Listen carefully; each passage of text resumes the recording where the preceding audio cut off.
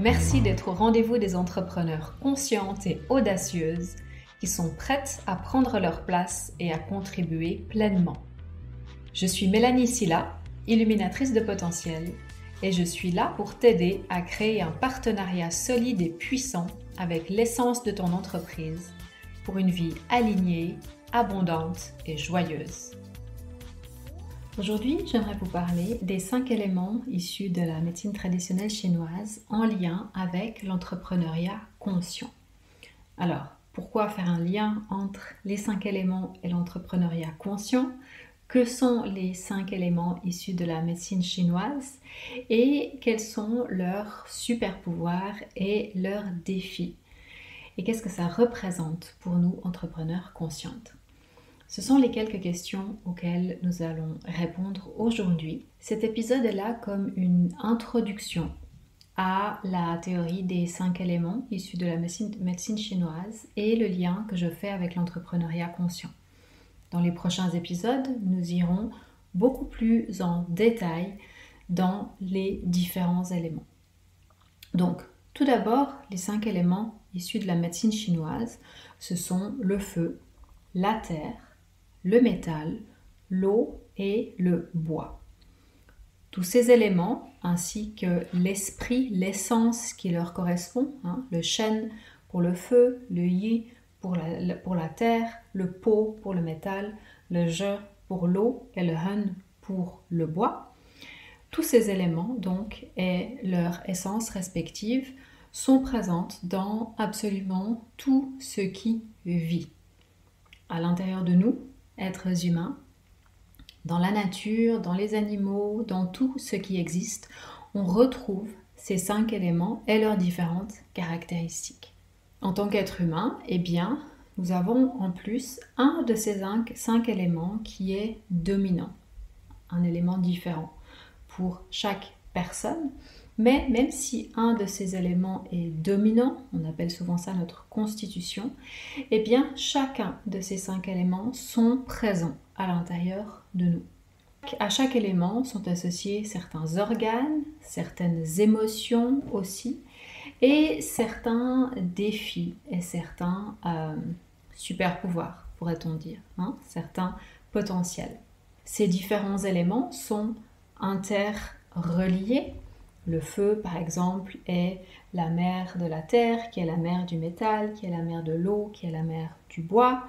Et par la même occasion, eh bien, du coup, la terre est l'enfant du feu, qui va être l'enfant du bois, etc.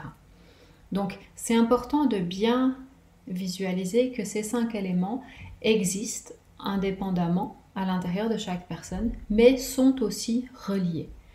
Et que donc, eh bien, s'il y a un déséquilibre dans l'élément feu, par exemple, ça va avoir un impact sur l'élément terre également, voire sur l'élément bois aussi, sur l'élément eau qui est aussi relié à l'élément feu.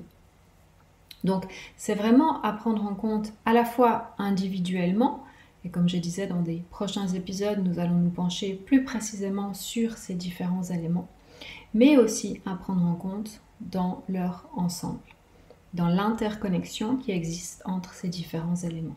Le lien maintenant entre les 5 éléments et l'entrepreneuriat conscient.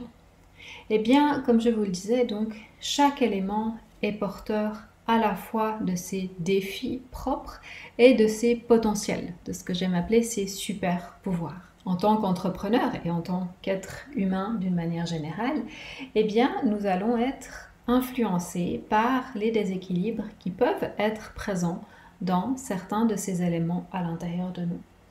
Alors, je fais le lien avec l'entrepreneuriat conscient, puisque c'est ma spécialisation de prendre l'entrepreneur dans son entier avec une approche holistique ainsi que son entreprise.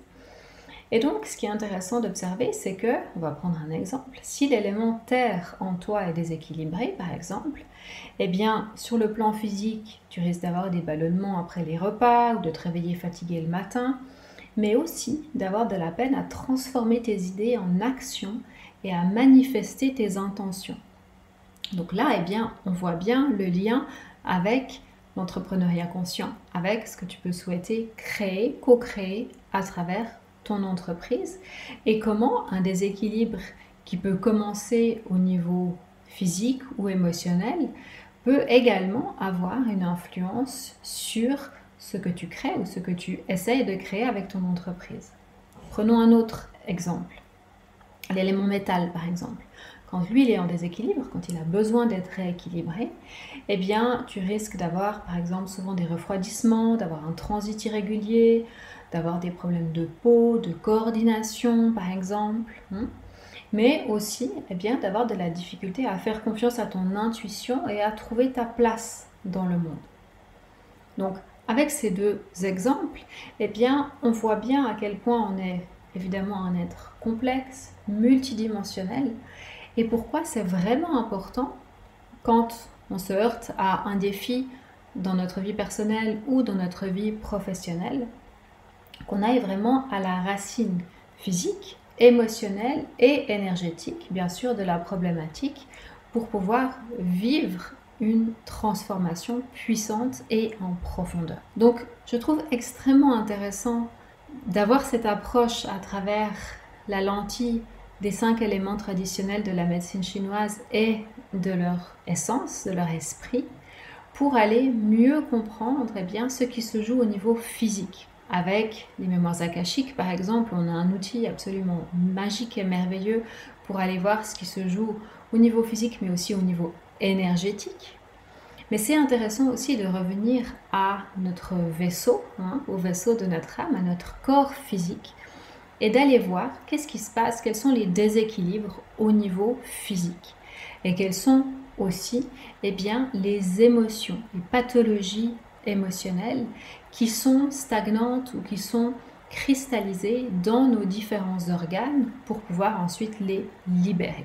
Ça fera l'objet d'un prochain épisode de podcast, la libération des résonances émotionnelles à travers le travail des 5 éléments.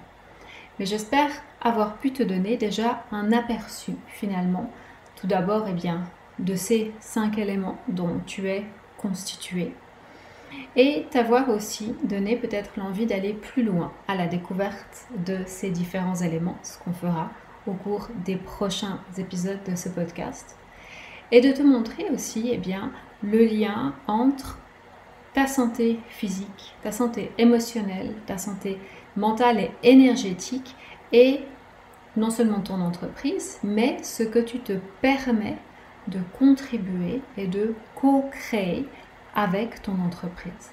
Parce que c'est vraiment ça, l'entrepreneuriat conscient. L'entrepreneuriat conscient, en tout cas ma définition de l'entrepreneuriat conscient, c'est à la fois de créer une entreprise qui contribue à ton évolution personnelle et à l'évolution du collectif, mais c'est aussi d'avoir une approche holistique, une approche globale, une approche complète de l'entrepreneuriat, en revenant à toi, en particulier si tu as une petite entreprise dans laquelle tu es seul, ou peut-être que tu as une petite équipe, si c'est toi qui as fondé, qui as créé cette entreprise, de revenir à toi, de revenir à qu'est-ce qui se passe en toi, et de revenir à ce point capital qui est que pour évoluer avec ton entreprise, tu as besoin d'évoluer sur le plan personnel aussi. Et c'est en évoluant sur le plan personnel, encore une fois à tous les niveaux, physique, émotionnel, mental, énergétique, que tu vas pouvoir faire évoluer ton entreprise et donc contribuer encore davantage. Tu as aimé cet épisode de l'Activateur d'Audace ? Abonne-toi à ce podcast pour ne pas manquer les suivants. Et pour aller plus loin, je t'invite à te rendre sur www.melaniesilla.com où tu trouveras encore davantage de ressources pour une vie d'entrepreneur joyeuse et abondante.